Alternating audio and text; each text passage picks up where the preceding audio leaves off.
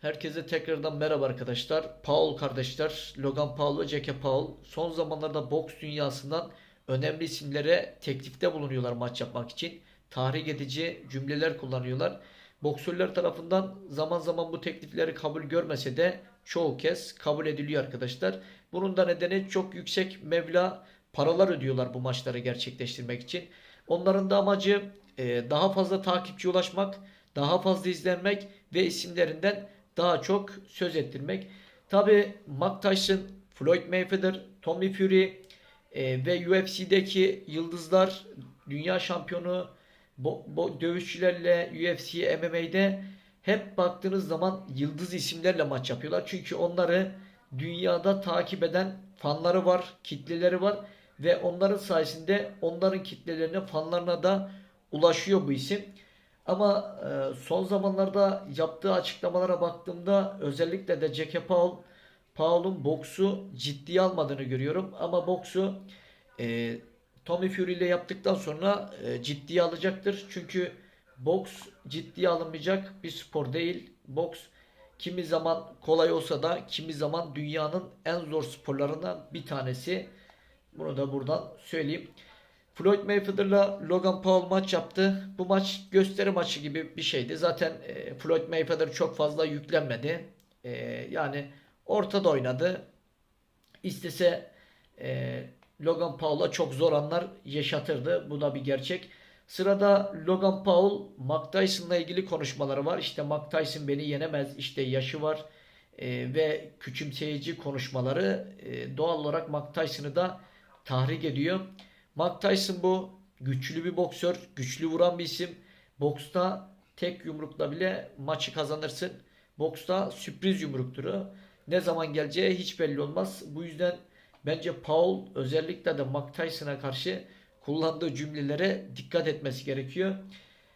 Jake Paul, Tommy Fury ile yapacağı maçla ilgili Tommy Fury'nin açıklamaları var. Onları okuyayım ve sonrasında ben kendi açıklamamı yapayım yine bu iki kardeşle ilgili. Tommy Fury, Jake Paul ile ilgili şöyle söylüyor arkadaşlar. Jake Paul diyor ciddi bir hayat dersi almak üzere bu benim dünyam ve o buraya ait değil diyor. Jake Paul boksa ait değil diyor. Bu dünya benim dünyam diyor boks. Ben bu MMA adamlarından veya basketbolculardan biri değilim. Hayatım boyunca boks yaptım diyor Tommy Fury. Ben gerçek bir boksörüm diyor. MMA veya UFC veya basketbolcu değilim. Dünyaya bir YouTuber ile gerçek bir dövüşçü arasındaki farkı göstereceğim diyor. Yani YouTuber'la boksör arasındaki o farkı bu maçta Jake Paul görecek diyor. Bu maç iki boksör içinde iki dövüşçü içinde ikisi de birbirlerine çok fazla tahrik edici söz kullanıyorlar. Bu maç sert geçecek. Özellikle de Tommy Fury'nin bu açıklamasından sonra Jake Paul'u yenemiyorsa boksu bıraksın diyor Tyson Fury. Yani çünkü bir dünya şampiyonu olma hırsları var. YouTuber'dan birini yenmeyi boş verin. Dünya şampiyonu olmayı istiyor diyor. YouTuber'dan birini yenmeyi diyor boş verin diyor. O yüzden bu maç Tommy Fury için çok önemli. Bu maçı eğer ki kazanamazsa soyadını bile değiştirmek zorunda kalacak Tommy Fury. Jake Paul'un dediğim gibi hafife alıcı, özellikle de boksörlere karşı kullandığı cümleler yani bazen de çok tahrik edici. Sonunda diyor Tommy Fury için bar faturalarını ödeyebilmesi, kulüp için bir gömlek alabilmesi, Molly'den geçinmeyi bırakabilmesi için sözleşmeyi diyor imzalamaktan başka seçeneği yok diyor. Yani para için bu sözleşmeyi imzalamak zorunda kaldı diyor. Jake Paul'un sözleri de bu şekilde. Tabi sonrasında çok farklı sözler kullanıyor. Onları ben okumayayım. Tabi biraz argo içeriyor. Buna da gerek yok. Ben şunu söyleyeyim arkadaşlar. Bence Logan Paul da Jake Paul da boksörleri hafife almasın. Boksörlerin ne zaman ne yapacağı hiç belli olmaz. Tabi burada da şöyle bir boksörler için sorun var.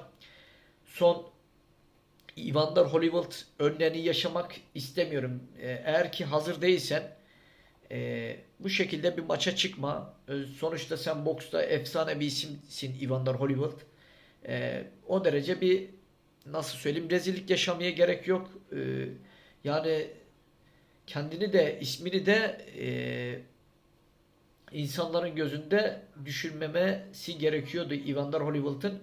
Mike Tyson'la maç yapsaydı daha iyiydi. Mike Tyson'a yenilseydi veya Mike Tyson onu düşürseydi insanlar çok normal karşılardı, ama başka bir dövüş sporundan birisinden bu şekilde knockout olduğu için doğal olarak fanları onu hiç hoş karşılamayacak, o aldığı yenilgiyi.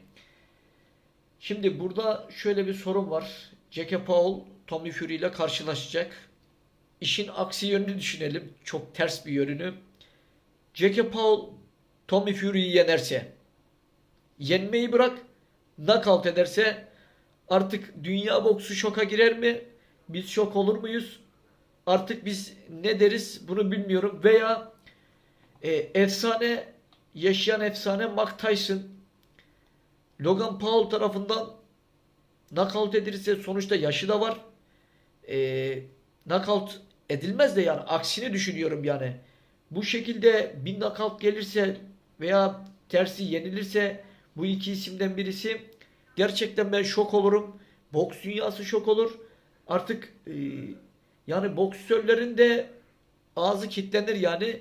Biz daha konuşamayız hale geliriz. Bu yüzden bence özellikle de Mike Tyson gibi yaşayan bir efsanenin bu şekilde maçlardan uzak durması gerekiyor. Çünkü tehlikeli maçlar, ne zaman ne yapacağı belli olmaz.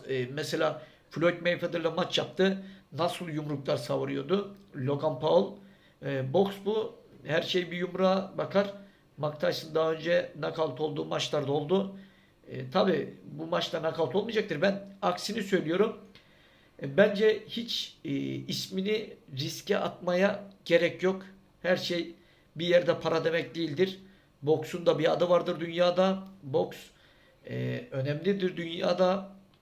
Tarihi açısından her konuda, bu yüzden bence bu maçları paraya, isimlerini, boksu bir yerde değişmemeleri gerekiyor. Çünkü dediğim gibi aksi bir durum gerçekten bizi sus pus eder. Bu adamlar da ağzına ne gelirse söyler. Hiç kimse de bu isimlere bir şey diyemez. Benim düşüncem bu şekilde arkadaşlar. Sizin düşünceniz neyse onu da açıklamalar kısmına yazarsınız. Bakacağız bu ikilinin maçları nasıl geçecek. Tommy Fury, Jake Paul maçı sert geçecek. Tyson Fury, Mike Tyson, Logan Paul maçına bakacağız. Bu maçta neler olacak. Şimdilik benim aklıma gelenler bu maçlarla ilgili bu şekilde arkadaşlar. Kendinize çok iyi bakın. Bir sonraki videoda tekrar görüşürüz arkadaşlar. Hoşça kalın.